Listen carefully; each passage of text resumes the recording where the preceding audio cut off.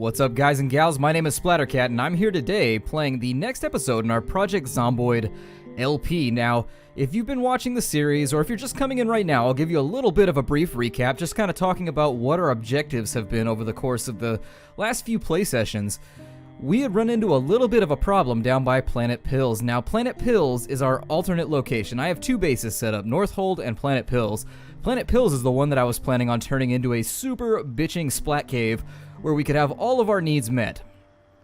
Alas, I got a little bit ahead of myself. We got into a giant shotgun showdown with an enormous horde of zombies, and that horde of zombies has not dispersed. Now, they haven't overrun the house, broken in, kind of peed on the walls, made a giant nuisance of themselves yet.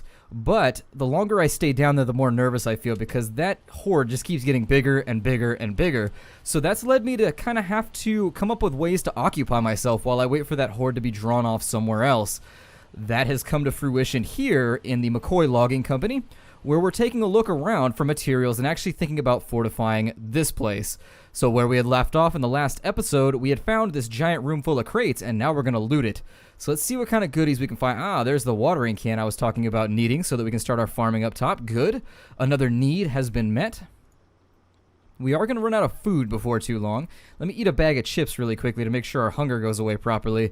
Water we're actually pretty stellar on right now. Water is not really an issue for us because we've got so many toilets, sinks, and so forth. I think the water will flow, much like the spice, but different in its own distinct way. Let's grab that extra shotgun because I'd like this area to have its own plethora of weapons that we can fall back on if indeed we're ever overrun. Nails, always good, because we are going to be doing a sizable amount of construction once we actually get ourselves kind of dug in. Once we have an actual trench made for ourselves, I think we'll be alright. Now, there's a trowel. I think we can use the trowel to farm, just like we can use the spade to farm, but I'm not positive.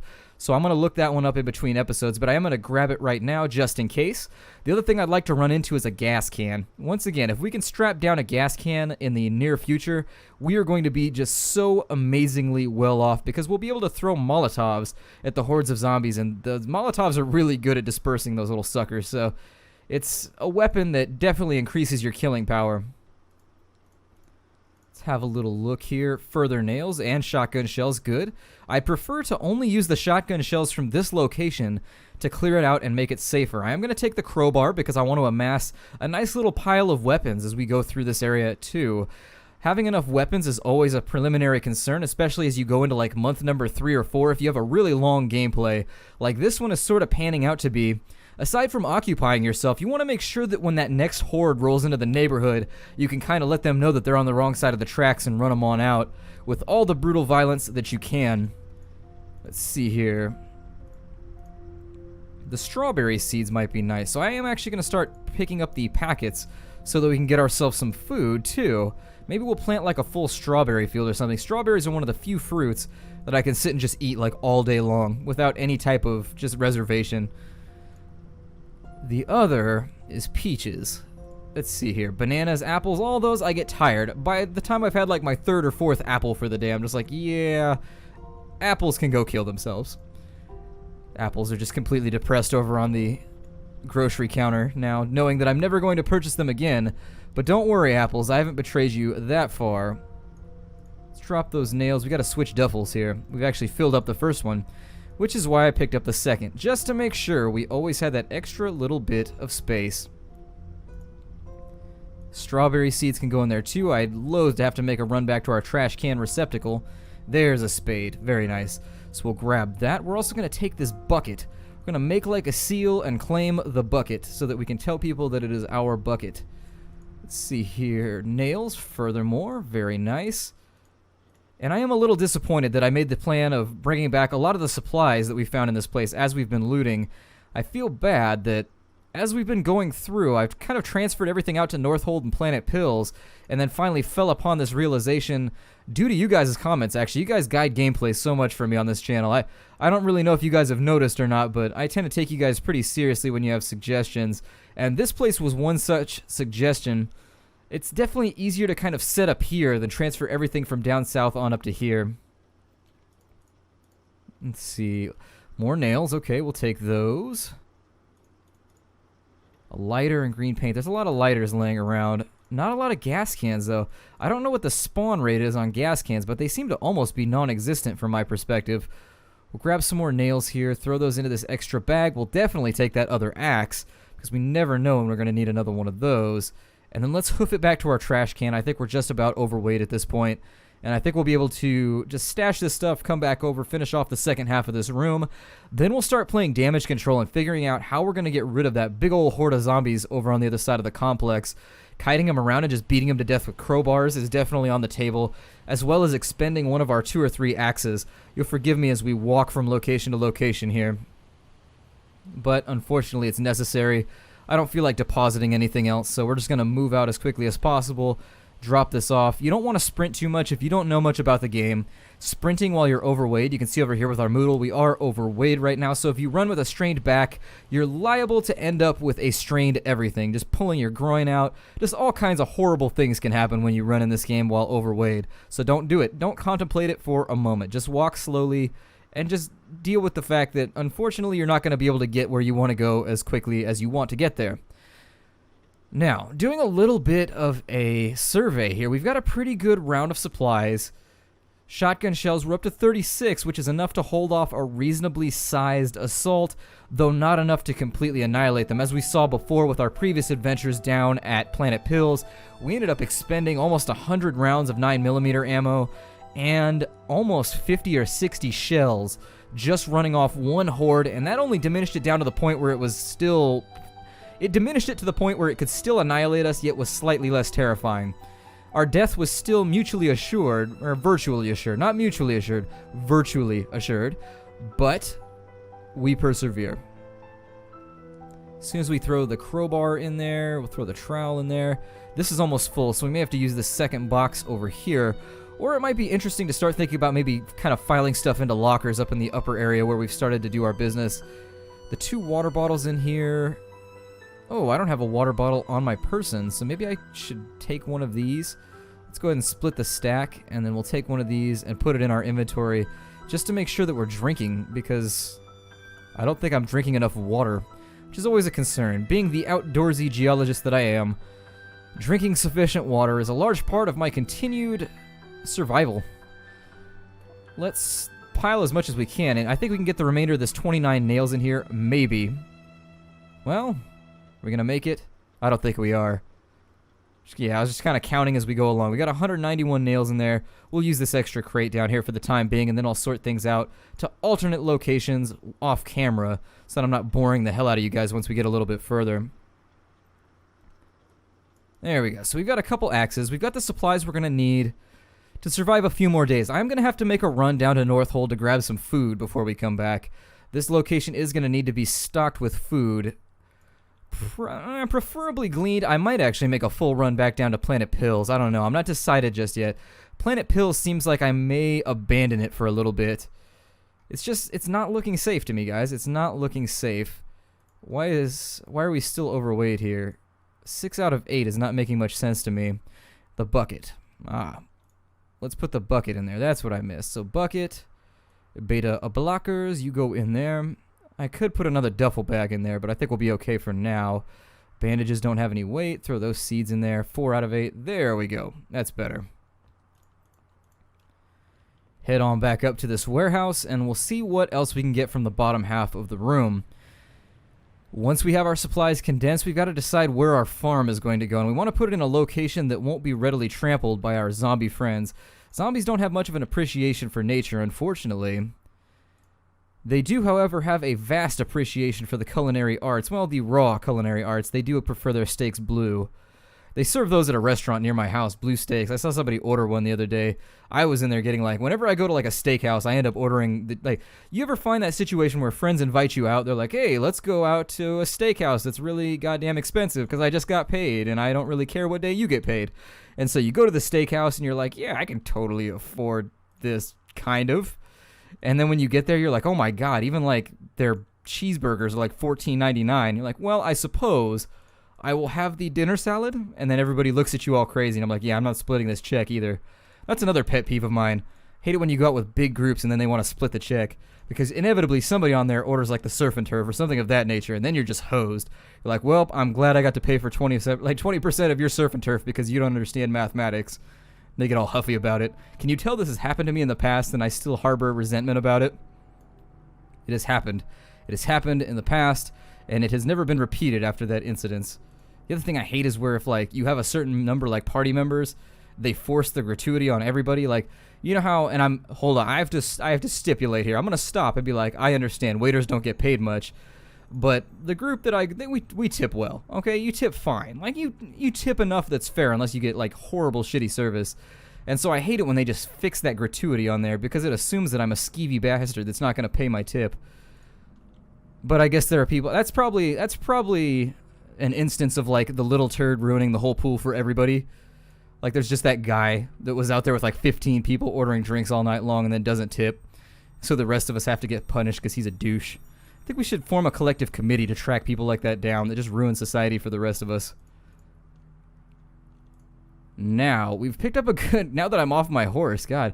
I try not to get on the soapbox, but for whatever reason, I'm feeling grumpy today. Feeling grumpy. I think it's because when I was driving home, like there was this guy, and it's a 2-lane highway, right?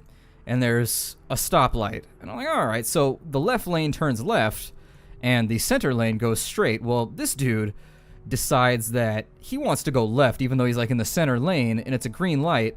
So he just like stops in the middle of the street. Now, normally this strategy would probably work out, but there's like 400 people in the left lane that aren't going to let him in. Like they're just refusing to let him merge. And so this guy just decides to block off the entire... And he decides to block off like all of traffic just so he can turn left. So there's like 20 of us behind him just stuck, not being able to go straight because we know what the right lane is to be in. And you see what I mean? Like, I'm just grumpy today. I'm grumpy. But anyways, don't be that guy. Don't block an entire road just because you want to turn left.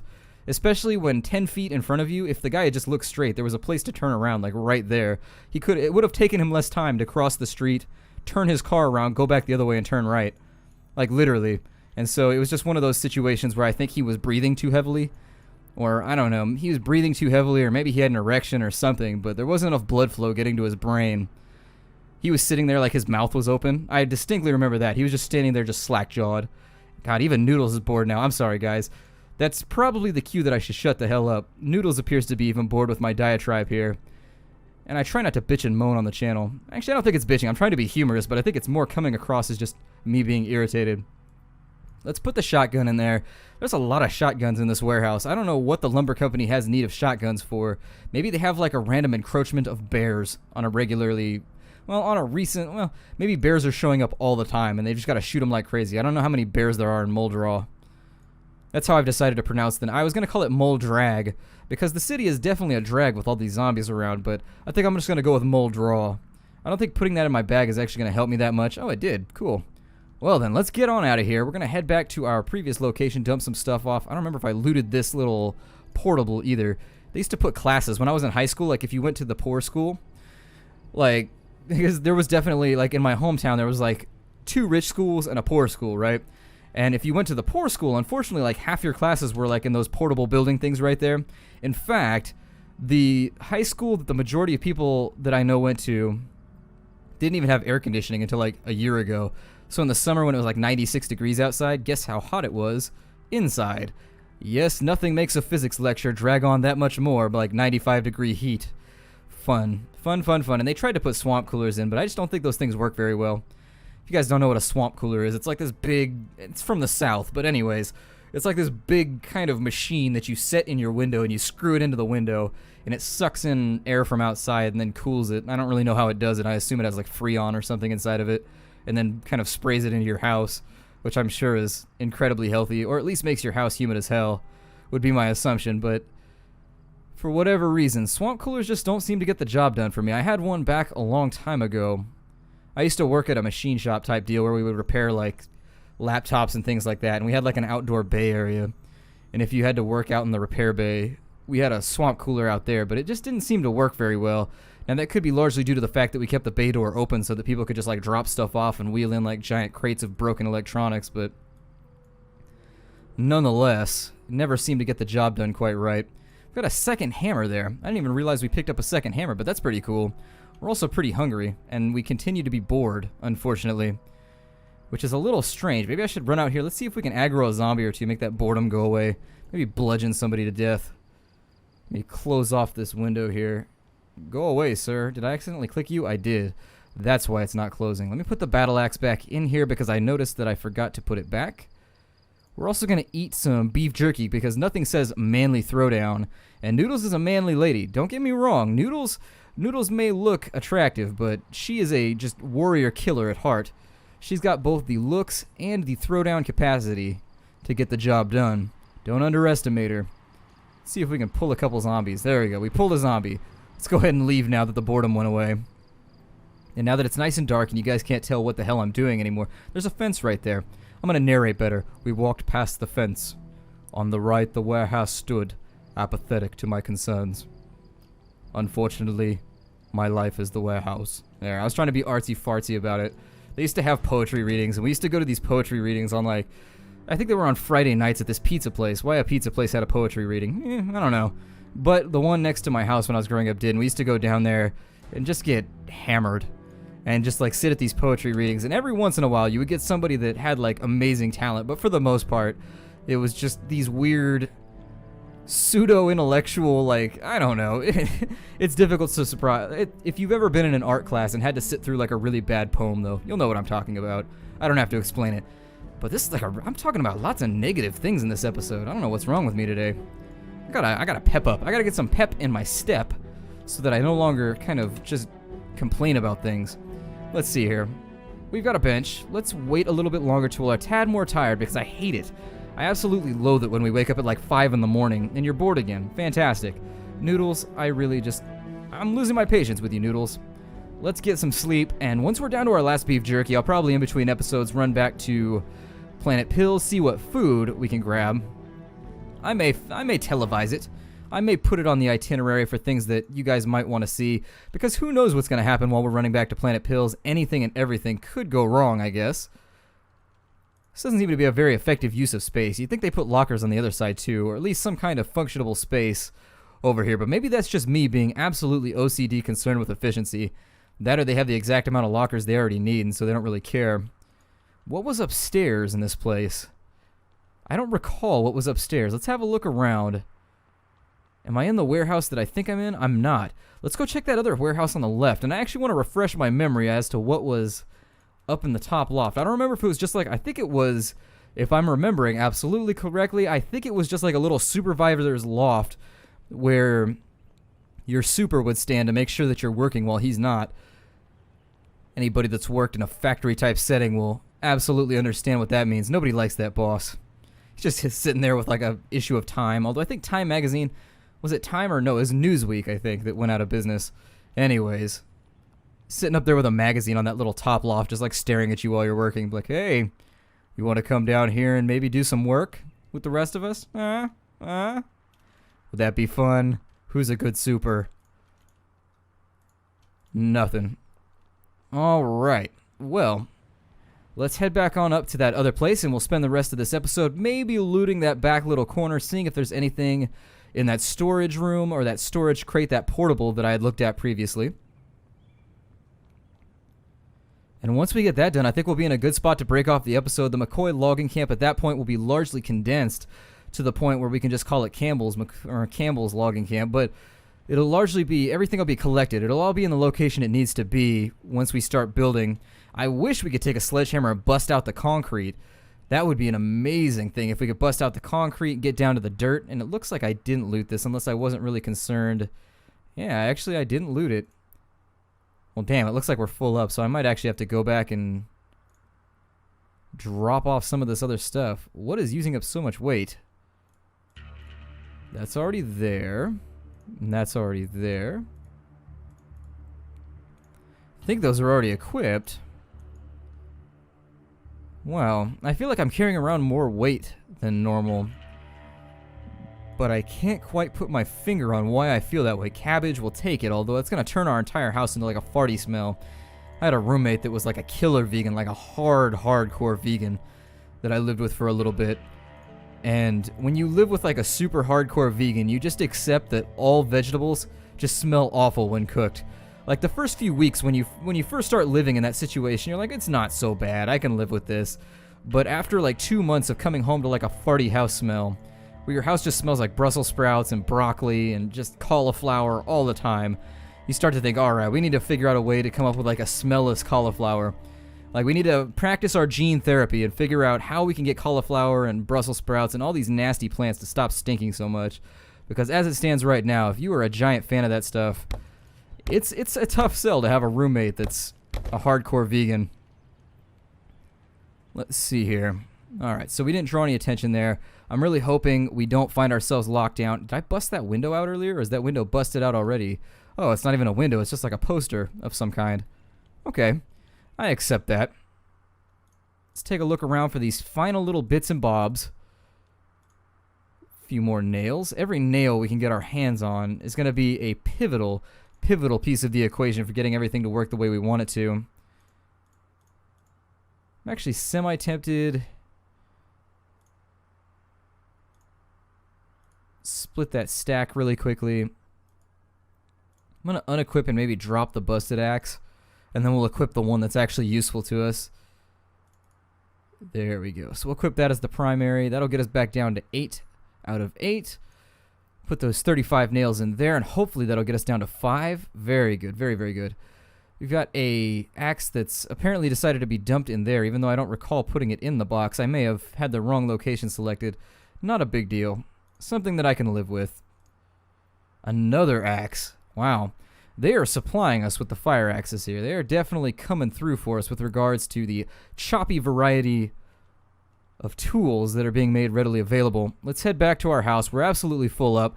And I'm a little bit torn. I know you guys are probably getting bored at this point from watching me loot the McCoy logging camp, but it's just such a great cornucopia of amazingly useful things for the future that it's hard not to show it off, because if I don't, then I've got to go through the supply that I've already looted, and I've basically got to do the same thing and be like, look, this is what we've got on hand. And this is what we're going to do. I think once I stock all this stuff up, next episode, yeah, we're probably going to make a run back. I think we're probably going to make a run back to Planet Pills, grab all the food we can. I think I'm going to leave Northhold largely intact, because Northhold hasn't had any really substantial zombie hordes around it, or any zombie hordes of note. It's been pretty safe this entire playthrough. It might be worth thinking about to take that huge field out there and maybe turn it into a farm down the line. But I can't guarantee the long-term safety of an installation like that. I do want to make sure that once we put down roots literally with our farming participants, we have just relative safety from any type of zombie coming in, because as zombies walk across your farms, you end up with them trampling your goods. And if you're like a week in, so your farming goods take about a week to grow, or about 2 weeks if you water them properly. They take a little while to get going. And the problem with that is that that's a lot of time for zombies to wander around and potentially just trample the hell out of them. Once they do that, it's time to start thinking about maybe moving to another location. There's nothing worse than crops with a good week of growth in being trampled. Just looking at it by efficiency standards, if you want it to be trampled, you really want to hope that it happens like the day after you plant them, so that it's not a huge waste of time. As I've talked about in the past, you always want to think about maybe kind of weighing things as just, you know, is it a waste of time? You want to look at the efficiency of gathering and the goods that you're taking, but you always want to look at the efficiency of how you're spending your time too, because you never know. Let's equip that. Very good. So now we're down to 3 out of 8, and we should be able to finish this building off. Actually, we already finished that building off. This one over here that I chopped the door down on. We'll finish this one off, then we'll end the episode. Next time we will make our mass migration back to Planet Pills. We'll grab all the food we can, bring it on up here, and then from there our farming adventure begins. So there's another hammer. I will take that. Buckets and things of that nature, not going to really worry about too much. Later on down the line when we've got to worry about water supply and making sure that we always have water, I may do that. But for now, just keeping an eye out for nails, because we are going to have to build a lot of fences out here. I can almost guarantee you the amount of fences and walls we're going to have to build are going to be numerous. They're going to be well stocked in number. 5 nails there, very good. And the radish seeds packets. I don't think I've ever had like a raw radish, but I'll take it. You know, food's better than no food. It's better than starving, unless it's lima beans, in which case I'll take starvation. When it comes to lima beans, I will just settle for being hungry. Nope, I will not put them anywhere near my mouth. My mouth is an exit only when it comes to lima beans. It's because they're like little green sandbags, I think. There is no redeeming quality about a lima bean. I don't think I've ever had anybody cook a lima bean to a satisfactory manner. Like certain things like asparagus are good when cooked, or they're good when they're all by themselves. Carrots can be reasonably good. Leeks, potatoes, all things that translate well into the cooking arena, but as of yet, I've never seen anyone do anything positive with a lima bean. Lima beans are the food equivalent of a nuclear bomb. There's just no good thing that you can do with any of it. Potatoes. I'll definitely take the potatoes. I'm a giant fan of potatoes, so we will take those. Another trowel. I should take some of these lighters and things and condense those, but I just kind of made a mental note that they're all still out here, and I'll grab them all later. More shotgun shells. Very nice. That's less equipment I have to bring from other locations. And you don't want to weaken your position in another location just to strengthen your position here. That tends to be a bad way to use your resources. 6 out of 20. Throw the shotgun shells in there too. We're looking pretty hungry, so maybe we'll eat that last beef jerky. And that's going to leave me... Hey, did you eat that jerky? There we go. Eat it. There we go. So now she's back up on her feet. By morning, we're going to be hungry again, though, so I may have to back-to-back this episode just to get back and make sure that we dine on time. Weird things start to happen once you get hungry, so I prefer to avoid the lightheadedness and all that. On a plus note, my ear infection seems to have cleared itself up. You'll remember that as I started Dawn of War, I've been really apprehensive about recording lately because I've been just not bedridden, but if you've ever had like a really severe inner ear infection, you'll know how dizzy you get, and it just makes you unable to focus on anything, and you're tired like 24 hours a day because your eyes are always trying to focus on things. You can't get your eyes, everything looks fuzzy all the time. You can't focus. I was talking to people and I would forget what they were talking about like mid-conversation, like back-to-back over and over again. It's weird how mentally tiring having something like that is because it's not like inherently it's not painful, so you don't notice that you're sick. Like I thought I was just dizzy or whatever. You broccoli. That sucks. Anyways, you don't notice really that you're sick. You just notice that you're really dizzy. Like there's no throwing up or anything of that nature. But after about a week and a half of just being dizzy, you start to realize how really, really destructive it is to your productivity at school, at work, and otherwise. So I'm actually really, really glad that that whole debacle is over. It was really hard to come up with commentary for you guys while I was doing that. You'll notice with the episodes that I've kind of recorded with Dawn of War, I haven't been quite as humorous. That's because I recorded all of those while being quite ill. No breaks from the Let's Play business, though. That's something that I think a lot of people go into Let's Play and they don't realize that if you're going to treat Let's Play as kind of a daily deal, breaking the fourth wall here, as always, you don't really get days off anymore. I mean, I guess some people are probably better at scheduling than I am. I'm kind of wait till the last minute and panic when things don't come out the way you want them to, so I tend to end up not getting many days off from content production, which is usually like a 4 or 5 hour part of my day. It's usually a pretty good grip of my afternoon/evening, or if I wait till later, a pretty good grip of my night. And I think that's going to be the remainder of here. I think I hit this corner already, but I'm just going to scan it really quickly to make sure. And that puts us right at the 28... What's in here? Anything? A turlet? And let's fill our water bottle really quickly. We're going to have to walk back a pretty good distance to Planet Pills, and I'd prefer to avoid being completely and totally dehydrated before we get there. Nothing on the racks out here. That is good, though. I like having lots of water supplies that I can run around and gather from. So I think at this point I'm looking at like 20 plus water supply points where we can fill up different buckets and things of that nature. Water is not a problem at all here, and I was a little bit concerned about it being a problem, so I'm happy to say that that's been pretty much put to bed. My name is Splattercat. Thank you for joining me here at the Nerd Castle for another episode of a Project Zomboid. I hope you guys have been enjoying it, and I hope you continue to enjoy it. I was feeling a little apprehensive about going forward, not really sure what I wanted to do with the series, but I think at this point we've probably got a good like 5-10 episodes left inside of us, so we'll see where it takes us. We'll break it off when it feels organic. I know some of you guys really like the series, but that's another important thing, is learning when to let a series go and kind of let it drag, not let it drag out too long. I've seen people with like 400 episodes of one game. It's like, yeah, well, I like to be a little bit more diverse, but I'll see you guys next time. Take care out there, everybody, and I don't know what's going to be uploaded next, so, well, yeah, just take care. Bye, guys.